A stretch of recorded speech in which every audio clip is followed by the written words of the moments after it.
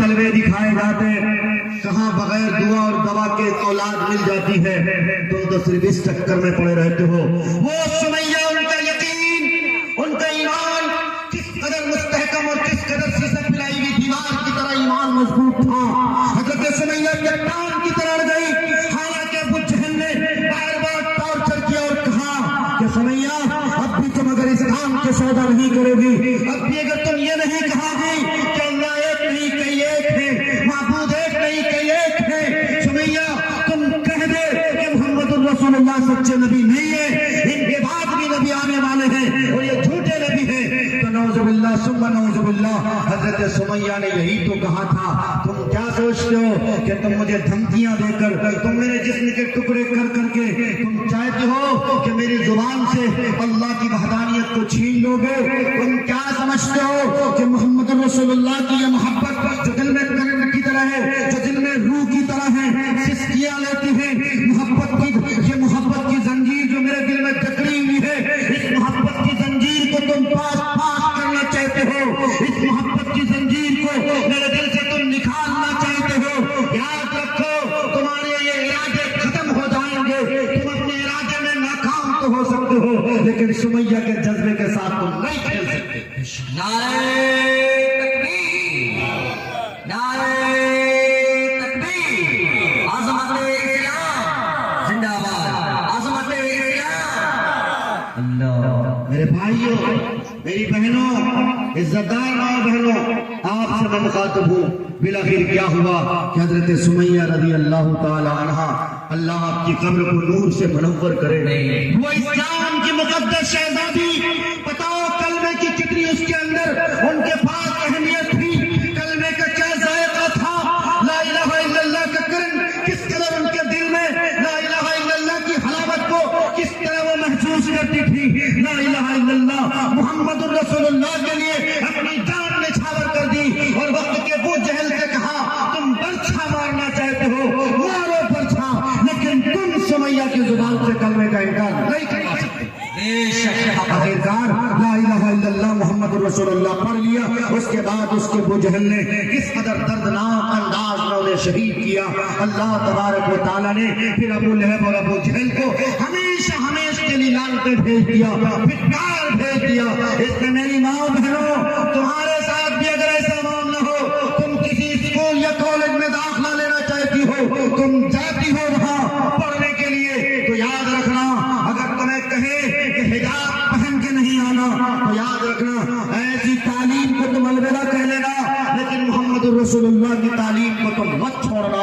اگر ایسا جذبہ پیدا کر لو گی، غلطی ہماری ہے، ہم حکومت کے نمائندوں کو برا کہتے ہیں، انہیں برا کہنے کی ضرورت نہیں ہے، کیونکہ نبی پاک صلی اللہ علیہ وسلم کا فرمان ہے، اعمالکم اموالکم، جیسے تمہارے اعمال ہوں گے ویسے ہی تمہارے پاس حکمراں بھیج دیے جائیں گے۔ بس مجھے آپ کو ایک بات یہ سمجھانی ہے، آج حکومت کی طرف سے طرح طرح کے قانون بن رہے ہیں، اصلاح معاشرہ کا یہ پروگرام، سماج سدھار کا یہ پروگرام، اور آپ کو یہ پیغام دینا ہے کہ انشاءاللہ وعدہ کریں، آج کے بعد سے سب سے پہلا میرا کام یہ ہوگا، ہم سب سے پہلے اپنے دل کو پاک پوتر کریں گے، اپنے دل کو پاک صاف کریں گے۔ کس طرح پاک صاف کریں گے؟ صرف اپنی نماز پڑھ لی، صرف اپنے روزے رکھ لیے، صرف اپنے صدقے دے دیے، صرف تم نے حج کر لیے، تم نے اچھے کام کر لیے، کامیابی اس بات پہ نہیں ہے۔ کامیابی چاہتے ہو ایک عابد اللہ والوں کا، اللہ والے کا تذکرہ حضرت مولانا تھانوی رحمۃ اللہ علیہ نے اپنی کتاب میں لکھا ہے۔ مولانا تھانوی رحمۃ اللہ علیہ نے لکھا ہے، ایک عابد اللہ والا اتنا بڑا اللہ والا تھا کہ کوئی رات ایسی نہیں ہوتی تھی جو ان کی تہجد قضا ہو جائے۔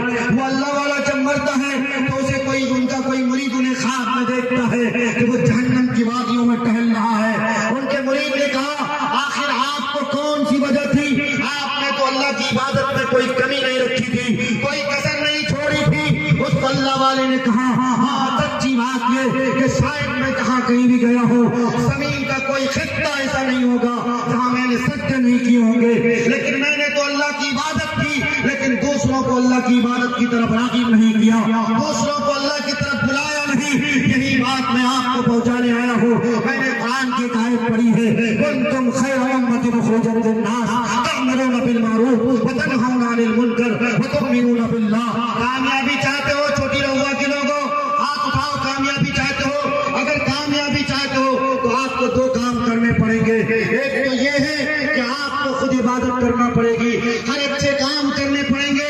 आप शादी करो, उस वक्त भी शरीयत का आईना आपके सामने होना चाहिए। हमारी शरीयत शादी के मौके पे हमें क्या रहनुमाई करती है? हम और आप बहुत बड़ी तादाद में लड़की वालों के यहाँ दहेज का मुतालबा करते हैं, इसी तरह बारात लेके जाते हैं, जबकि शरीयत में इसका कोई दखल नहीं है, शरीयत में इसका कोई वजूद नहीं है। हम उलमाए किराम खुद इसमें मुलव्विस रहते हैं, हम उलमाए किराम खुद इसमें शामिल रहते हैं।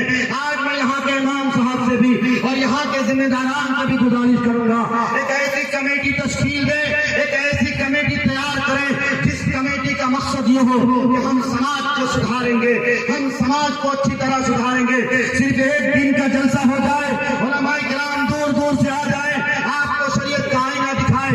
फिर याद रखना, आईना देखने से नहीं होगा, बल्कि आईना को बार बार साफ करना पड़ेगा।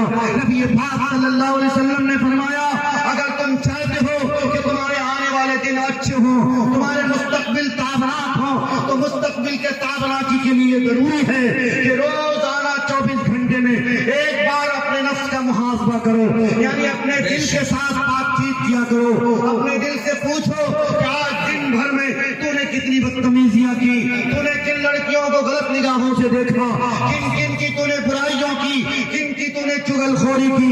जब अपने दिल और दिमाग के साथ रात की तन्हाइयों में अल्लाह के हुजूर हाजिर होकर तहज्जुद की नमाज में रोगे, गिड़गिड़ाओगे, तो याद रखना मेरे दोस्तों, दुनिया की कोई ताकत ऐसी नहीं है, दुनिया में किसी ने किसी को, किसी के माई के लाल ने इतना दूध नहीं पिलाया है कि मुसलमानों को वो फाश फाश कर सके।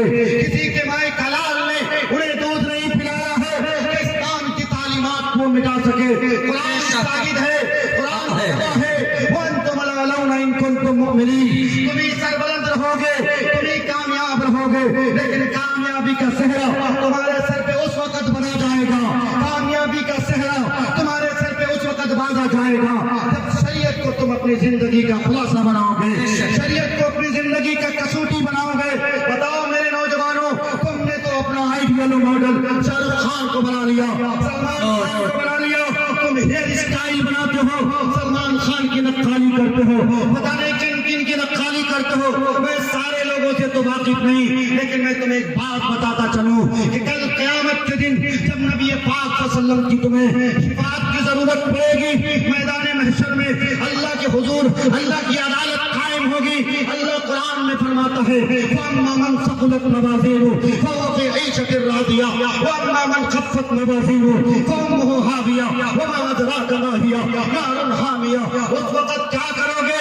मुखिया जी क्या करेंगे? लोगों की योजनाओं की रकम आई, मुखिया जी ने सारे बैंक बैलेंस अपने नाम कर लिए। मेंबर साहब के पास रकम इसलिए आई ताकि गलियां बनाए, ताकि सड़कें बनाए, लोगों के राशन कार्ड सही करवाएं, लोगों के घरों में राशन पहुंचवाएं। सरकार की तरफ से जो योजनाएं आती हैं उन योजनाओं के लाभ पब्लिक तक पहुंचाए।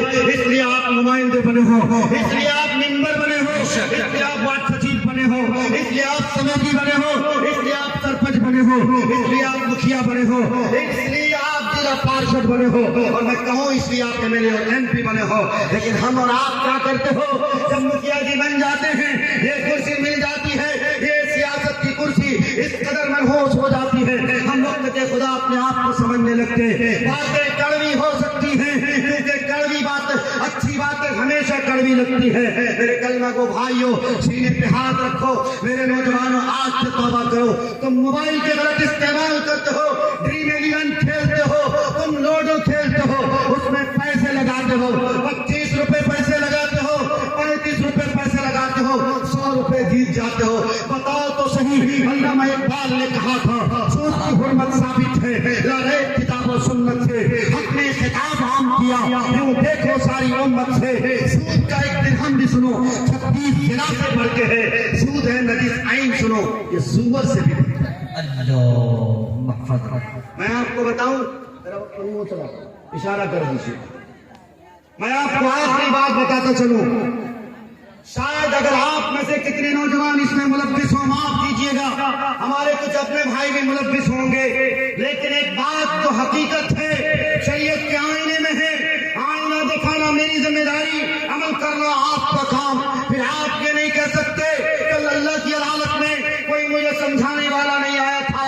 अगर आप ये कह दोगे हम मौलवियों पर डंडे बसाए जाएंगे कि तुम्हें तो नबी पाक सल्लल्लाहु अलैहि वसल्लम की छोड़ी हुई विरासत दी थी, तुमने क्यों नहीं बताया, तुमने इस्लाम का आईना लोगों को क्यों नहीं दिखाया ताकि वो अपनी जिंदगी को पाक साफ कर सके। इसलिए मैं बताता हूँ, हदीस शरीफ में आता है कि जिस किसी ने सूद का एक दिरहम भी लिया, जिसका तर्जमा अल्लामा इकबाल ने किया है, अपनी माँ से 36 बार जना करने के बराबर था। अस्तगफिरुल्लाह। फैसला आपको करना है कि ड्रीम इलेवन खेल कर या इसी तरह से लूडो खेल कर या और कोई गेम खेल कर टीवी में मैच देखते हो, इधर सट्टा लगाते हो, वो टीम जीत जाएगी, हम इतने रुपए देंगे, वो टीम हार जाएगी, तुम कितने रुपए दोगे? अरे तुम घर बैठ के क्यों सट्टेबाजी करते हो? तुम्हारे पास दौलत है, तुम्हारे पास रकम है, आप बिजनेस करो। मेरे नबी पाक सल्लल्लाहु अलैहि वसल्लम ने विरासत छोड़ी है। हजरत अबू बकर सिद्दीक रज़ियल्लाहु ताला अन्हु यही बिजनेस करके हिंदुस्तान में दीन को लाए थे। यही केरल और गुजरात के रास्ते हुए। आप भी बिजनेस करो, बिजनेस में सच्चाई को फरोग दो, झूठी कस्में न खाओ, कस्टमर के दिल मोलो, उनको सामान भी दो, उनसे मोहब्बत की बातें भी करो, ताकि वो आपके पास 4 बार आएगा। जब 4 बार आएगा, आपकी सच्चाई देखेगा, आपकी बात पर वो आपकी अमानतदारी को देखेगा, तो इंशाअल्लाह एक न एक दिन आपको देखकर वो ईमान जरूर कबूल करेगा। बेशक हक। लेकिन हमारी गलती ये है कि न हमने अपने चेहरे से इस्लाम को झलकाया, न अपने किरदार से इस्लाम को झलकाया, न अपने अखबार से इस्लाम को झलकाया, न अपने लिबास से इस्लाम को झलकाया। जबकि अट्रैक्टिव हमें होना चाहिए, अट्रैक्शन वाली सिफत मेरे अंदर होनी चाहिए। जबकि किसी गॉडफ्री हेगडेस ने कहा, आखिरी बात, the social services and welfare works are regarded very important, highly valuable, needs in every place. Nowadays many organizations and centers are set up. बताओ गॉडफ्री हेगडेस एक यहूदी स्कॉलर मौलाना अबुल हसन अली हसनी नदवी रहमतुल्लाह अलैह से बात करते हुए कहता है कि हमने इस्लाम को देखा, हमने इस्लाम की तालीमात को नहीं पढ़ा था, मुसलमानों की शक्ल देखी थी, मुसलमानों के सच्चाई को सुना, मुसलमानों के अखलाक को सुना और मुसलमानों की अमानतदारी को सुना। मैंने सोचा कि जब मुसलमान इतने अच्छे हैं तो उनका मजहब इस्लाम कितना अच्छा होगा। इसलिए मेरे दोस्तों, वादा तो करो कि इंशाअल्लाह आज के बाद से सारे लोग वादा करें हम अपनी शक्ल से मुसलमानों की सिफत झलकाएंगे इंशाअल्लाह। दूसरी बात, हम जब भी जुबान खोलेंगे इंशाअल्लाह अच्छी बात बोलेंगे, मोहब्बत के फूल बरसाएंगे, मोहब्बत की बारिश बरसाएंगे। अगर कोई नफरत की हवा चलाता है, अगर कोई नफरत के बोल बोलता है, हम मोहब्बत के बोल बोल के इंशाअल्लाह नफरत की उस दीवार को मुनहदम करेंगे, नफरत की उस दीवार को तोड़ेंगे। माए बहने, ये ठान लो कि जब मेरी मां हज़रत सुमैया ने इस कदर जज्बाती कुर्बानी दी थी, इस्लाम पर उन्होंने अपनी जान निछावर की। मेरी बहन मुस्कान खान को देखती हो, उससे कुछ इबरत सीखो। तुम हिजाब नहीं पहनते हो, इसीलिए तो हिजाब पे कानून लगता है। हमारे नौजवान शराब पीते हैं, शराब के नशे में अपनी बीवियों को तलाक दे देते हो, इसीलिए तो 3 तलाक पर बैन लगता है। हमने जब जब शरीयत के दामन को तार तार किया, हमने जब जब शरीयत पर न चला, तब हमारे ऊपर गैर जालिमों ने तरह तरह के कानून नाफिज किए हैं। इसलिए मेरे दोस्तों, खुद को सुधारो, अपने दामन में झांको, हम सुधरेंगे, समाज सुधरेगा। एक एक बंदा अज़्म करेंगे इंशाअल्लाह।